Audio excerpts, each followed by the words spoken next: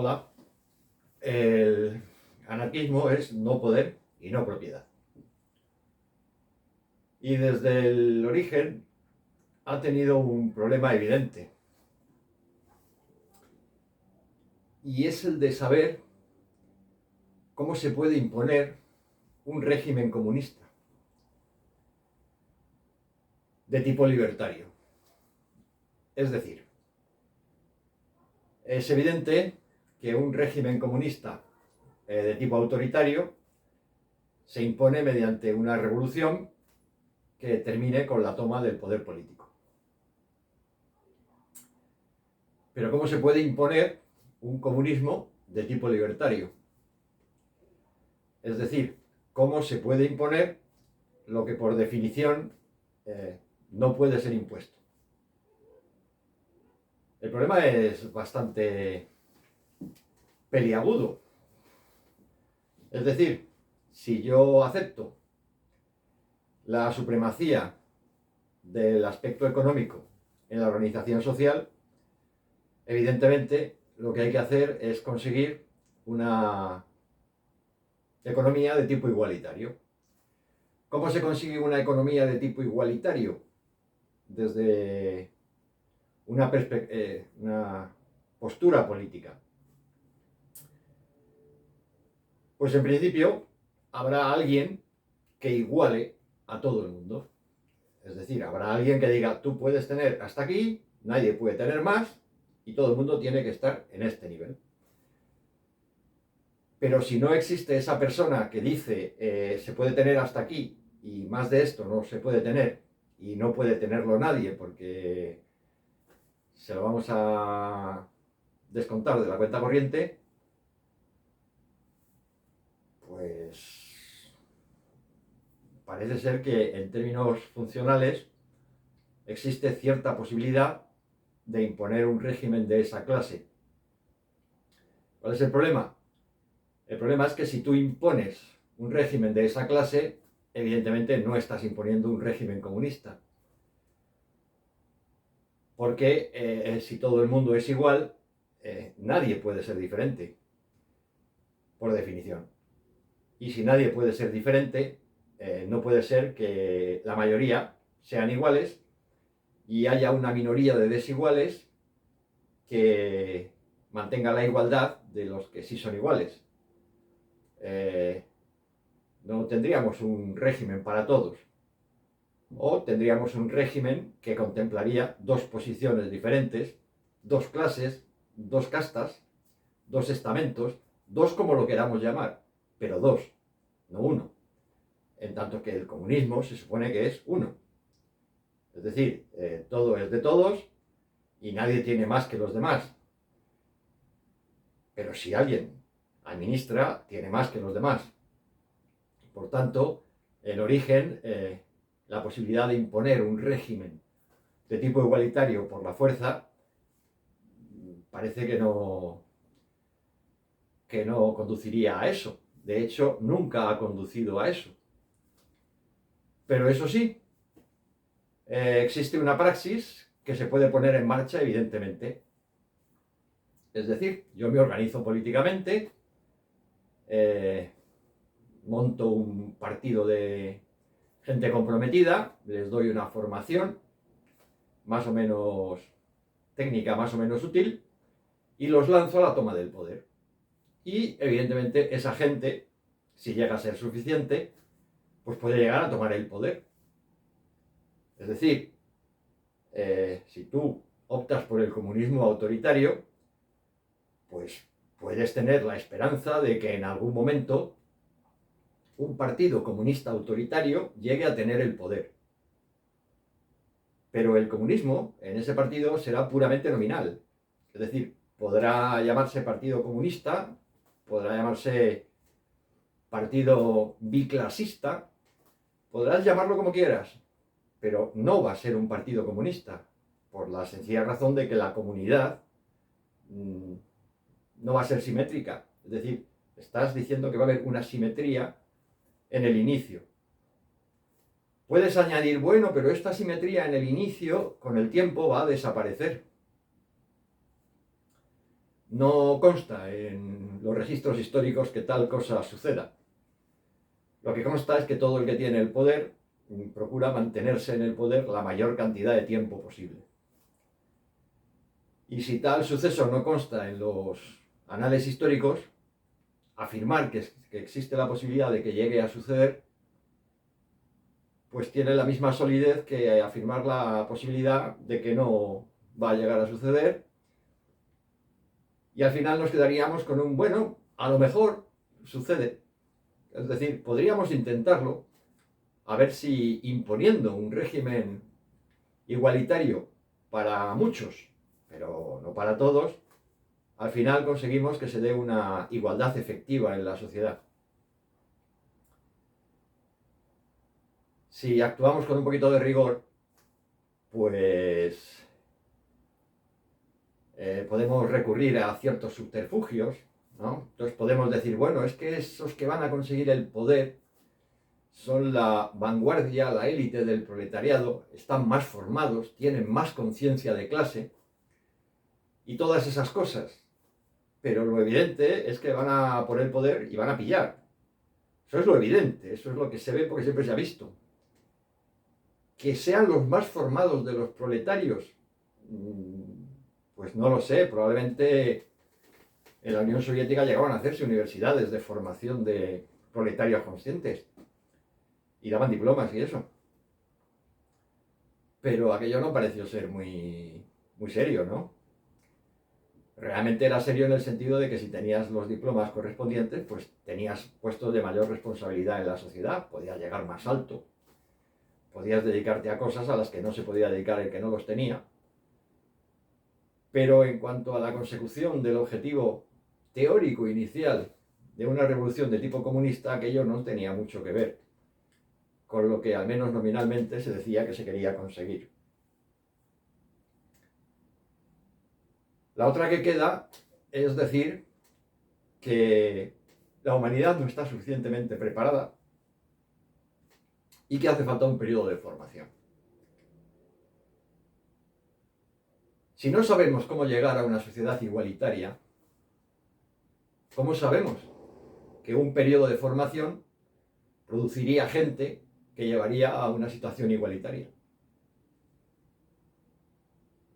Es decir, estamos haciendo afirmaciones que puede que expresen nuestro deseo, la magnífica bondad de nuestro corazón o cosas así, pero que no tiene mucho que ver con cualquier cosa que se parezca un poquito a la realidad.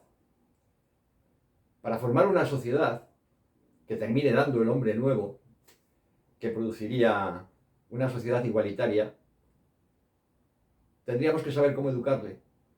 Pero es que además tendríamos que saber si es posible educar al hombre para que llegue a convertirse en el hombre nuevo.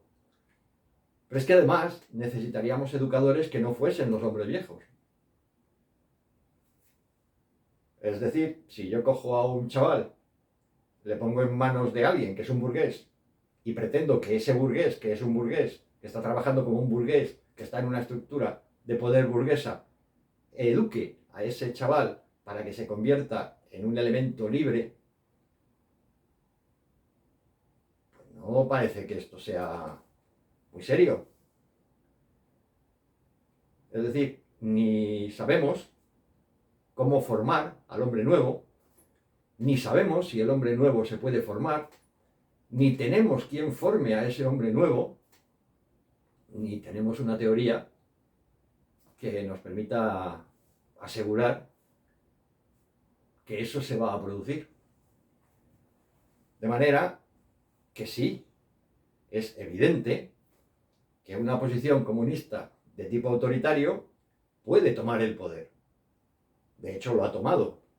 Y lo ha tomado en diferentes momentos históricos y en diferentes lugares. Pero que eso tenía algo que ver con una revolución comunista, pues no parece tener mucho sentido. Allá por los años 60 ya comenzó, básicamente hasta el año 60 no hubo autocrítica dentro de las posiciones comunistas porque la defensa era muy sencilla. y además era básicamente correcta. Es decir, estaba, pues, hasta el año 49 pues, solamente la Unión Soviética. Y la Unión Soviética nació con muchos problemas externos. Es decir, de hecho, nació en una guerra civil, o prácticamente antes de que se iniciase una guerra civil, que desde el principio contó con el soporte financiero de lo que se ha dado en llamar democracias occidentales. Se les envió a los reaccionarios, a los blancos, a los zaristas, a los del régimen anterior, toda clase de ayuda. Tanto se les envió que cuando por aquí comenzó la guerra civil todavía llegó material de aquel. Y se defendían diciendo algo muy sencillito, es decir, de acuerdo, el comunismo en Rusia no es perfecto, pero es que no tenemos un comunismo que funcione de manera normal. Lo que tenemos es un comunismo de guerra. Es decir, tenemos economía de guerra. No tenemos una economía comunista funcionando de manera normal para dar bienestar a la gente. Eso que en el año 17 era verdad, que en el año 18 era verdad, que en el año 19 era verdad, que en el año 20 era verdad, que en el año 30 era verdad, que en el año 44 era una verdad evidente, en los años 60 ya era más cuestionable. Es decir, la situación en aquel momento estaba claramente diferenciada en dos bloques. No se consideraba que ninguno de los dos bloques tuviera una ventaja militar definitiva sobre el otro, y lo que había era una especie de situación de equilibrio tenso. Pero no era una guerra. Lo llamaban Guerra Fría, pero no era una guerra. Había conflictos regionales en los que las dos partes, contendían una con la otra mediante elementos interpuestos. De manera que, evidentemente, el gobierno de Vietnam del Norte tenía unas ayudas y unos soportes, y el gobierno de Vietnam del Sur tenía otras ayudas y otros soportes. Lo mismo sucedió en Camboya, lo mismo sucedió en Laos, lo mismo había sucedido en Corea. Es decir, había enfrentamientos como de segundo nivel. Es decir, las potencias dominantes no se estaban enfrentando directamente, porque había conciencia de que un enfrentamiento directo sería una especie de destrucción definitiva. Y entonces se producían conflictos secundarios. Pero ya no había una guerra. Y eso era lo importante. Es decir, ya no se podía decir que lo que había era una economía de guerra, porque no existía tal guerra. Y entonces comenzó un cierto proceso de crítica dentro de las filas comunistas autoritarias, en el sentido de que se empezó a cuestionar, pues básicamente lo incuestionable, ¿no? Que era la figura de Stalin. Figura que se cuestionó porque al cuestionar a Stalin no se cuestionaba a Lenin, que es otra cosa. Es decir, vale, Stalin ha sido muy malo, pero hay que ver lo bien que lo hizo todo Lenin. En realidad, las críticas a Lenin son problemáticas, porque de él sí que se puede decir que se movió en unas circunstancias que él no creó, se limitó a sobrevivir en un ambiente hostil por todas partes, y sabemos lo que hizo, pero no sabemos lo que habría hecho en unas circunstancias diferentes, es decir, en una situación de paz. De manera que de alguna forma defenderle pues era posible entonces, y sigue siendo posible hoy. Es decir, sabemos que hizo Lenin en un país que estaba siendo agredido desde pues por todas las fronteras que tenía, ¿no? Menos por el Polo Norte. Pero no sabemos qué habría hecho en una situación de estabilidad y de paz.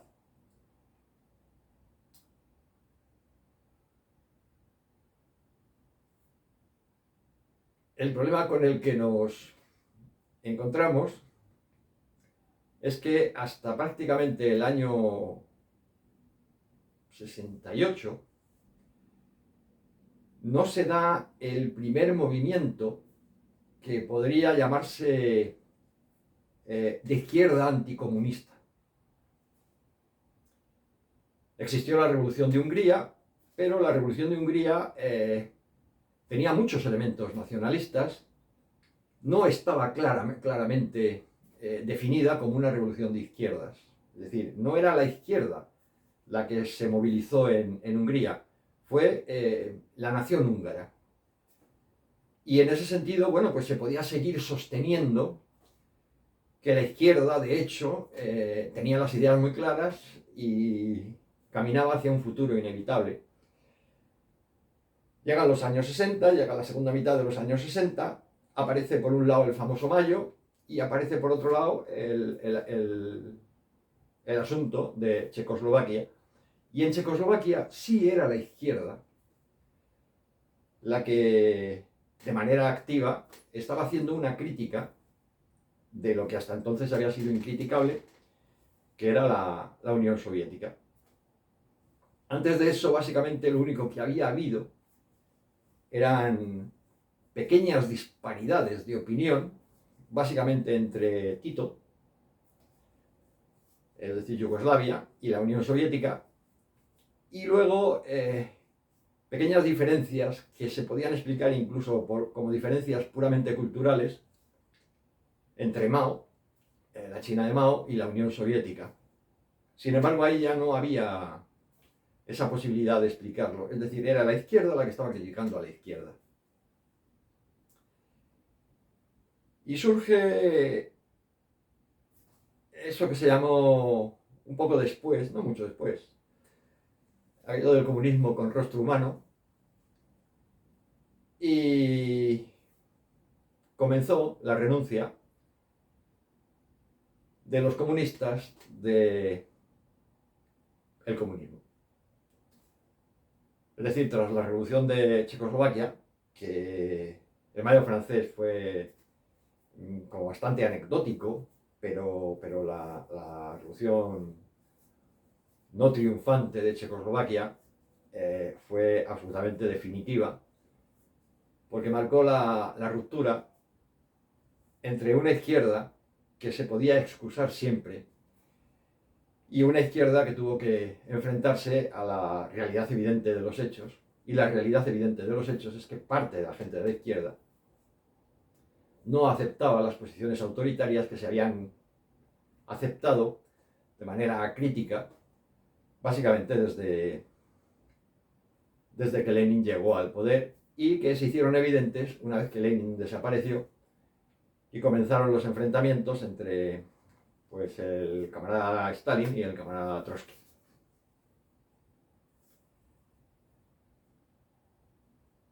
¿Qué es lo que ha quedado de aquello? Es decir, es absolutamente evidente, ahora mismo coges el programa electoral de cualquier partido comunista y lo lees, si tienes mucha paciencia, o los oyes hablar y dices, pero vamos a ver, ¿qué están reivindicando? O sea, lo que se pretende, ¿qué es? Porque al final el mensaje que se está lanzando es una especie de refrito político-económico de el ideario posmoderno. Es decir, vamos a deconstruir la sociedad capitalista y vamos a construir otra sociedad. Pero no la vamos a destruir, es decir, no vamos a acabar con ella, la vamos a deconstruir. Vamos a coger los elementos de la sociedad capitalista, vamos a ver qué es lo que sirve, con eso nos vamos a quedar y quitando lo que no sirve, vamos a reestructurarlo todo de manera que nos encontremos con un conjunto coherente. Y entonces procedemos a la deconstrucción y a la depuración de lo no útil, de lo no necesario, de lo no deseable, y nos encontramos con que lo no útil, necesario y deseable son determinadas personas. Porque no se toca nada más. Es decir, de la deconstrucción del capitalismo, lo que surge es que tiene que haber capitalismo con impuestos. Y tiene que haber agentes de represión, agentes represivos, que mantengan el capitalismo. Y estos agentes represivos van a ser de la izquierda, que es una izquierda reestructurada y rehecha tras la deconstrucción del capitalismo. Porque hay algo muy curioso, y es que se deconstruye el capitalismo, pero no se deconstruye el comunismo. Teóricamente, lo mismo que ha afectado a la síntesis, pues tiene que haber afectado a cada uno de los elementos previos a la síntesis, es decir, a la tesis y a la antítesis. Sin embargo, ya se prescinde de la antítesis, es decir, se prescinde de lo que sería la revolución comunista en sí, se deconstruye la tesis, que se ha convertido en síntesis, y una vez deconstruida esa tesis que se ha convertido en síntesis y que a su vez actúa como la tesis nueva, pues procedemos a la reestructuración de los componentes de la realidad. ¿Y qué nos queda? Bueno, pues nos queda que la izquierda en este momento es una cosa asombrosa, que acepta íntegramente el capitalismo, lo acepta sin ninguna reserva, es decir, no tiene ningún problema con el capitalismo. Tienen problemas con algunas personas que son capitalistas, pero no con el capitalismo. El capitalismo lo aceptan perfectamente, o sea, es que no tienen ningún problema. Pues eso, tienen problemas con algunas personas, aceptan totalmente el capitalismo y hacen leyes y generan programas educativos. La gran diferencia de la izquierda con los capitalistas reaccionarios tradicionales es que hacen otras leyes y tienen otros programas educativos. No hay más. O sea, es así de simple. Si la izquierda habla de subidas salariales, habla de subidas salariales que rozan el ridículo más absoluto, ¿no? Si hablan de cualquier otra cosa, hablan exactamente de lo mismo. Están los capitalistas, los defensores del capitalismo, están buscando inversores extranjeros y ellos también. Es decir, ahí ya no hay diferencias. Hay diferencias en las leyes y los sistemas educativos. Y la izquierda se ha reducido a eso. Es decir, una teoría que en origen se suponía que propugnaba la revolución como antítesis constante, se ha convertido en una fábrica de tesis legales y de tesis educativas. Pues antes decía, es que ni sabemos lo que hay que hacer, ni sabemos si se puede hacer, ni tenemos gente capaz de hacerlo. Bueno, pues sin saber lo que hay que hacer, sin saber si se puede hacer y sin tener gente que sepa hacerlo, se están haciendo planes educativos para conseguirlo. ¿Pero para conseguir el qué? Es decir, ¿qué es lo que pretende conseguir la izquierda en este momento? Pues parece ser que los planes educativos y las leyes van en el sentido de que los chavales de 15 años tienen que abandonar sus actitudes machistas. Lo que a mí personalmente me parece muy bien.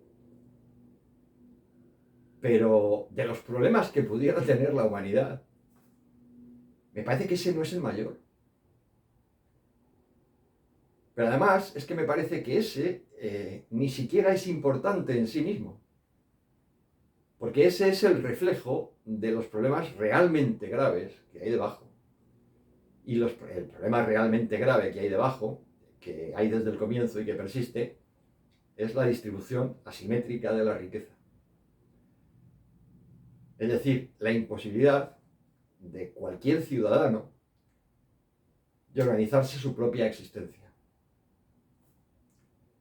El autoritarismo sigue estando ahí y el ciudadano tiene que hacer lo que se le dice que haga. Y si no hace lo que se le dice que haga, vamos al caos. Y el caos parece ser que es malísimo. Y nos encontramos con esto y nos encontramos con el comunismo libertario. Y entonces los comunistas libertarios, ya de origen, decían, no, si es que no se puede imponer la libertad. A lo que se les hizo la crítica siempre, que fue la misma. Bueno, pues si no la puedes imponer, no va a haber libertad nunca. Y si la impones, tampoco. Y realmente es un problema teórico grave, porque está perfectamente planteado. No se puede imponer la libertad, y si no se impone la libertad, no va a haber libertad nunca. Es verdad.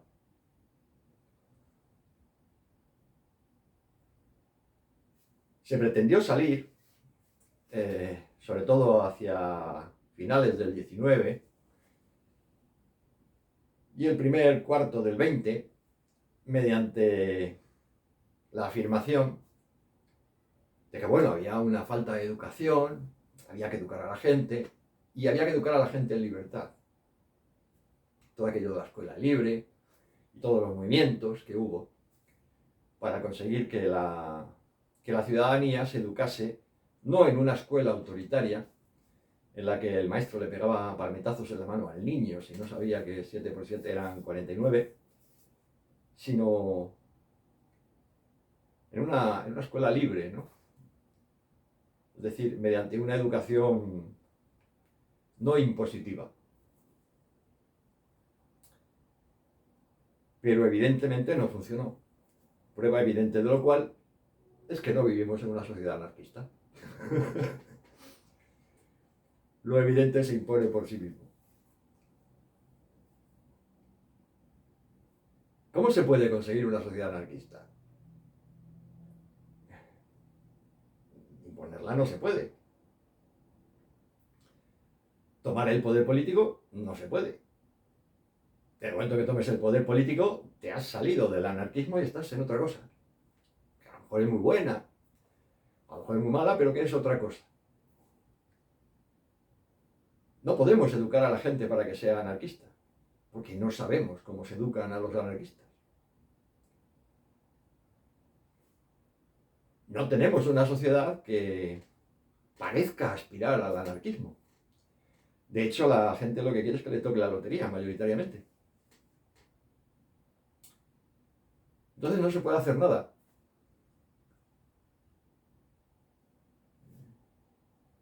El anarquismo es no posible, es no funcional.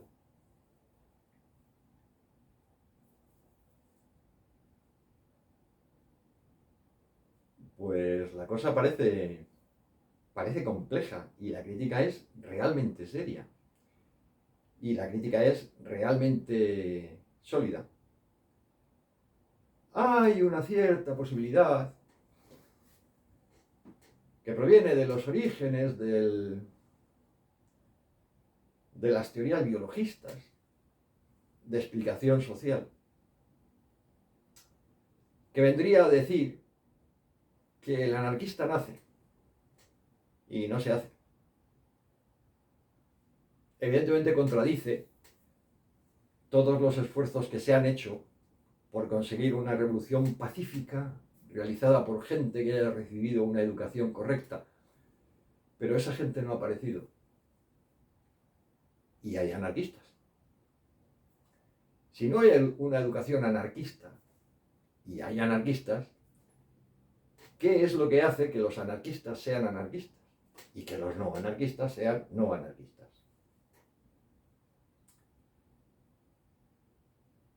Pues, o cuando nacemos en la maternidad, hacen girar una de esas pirindolas, ¿no?, que tienen varias caras. Entonces, si cae que tú de mayor vas a ser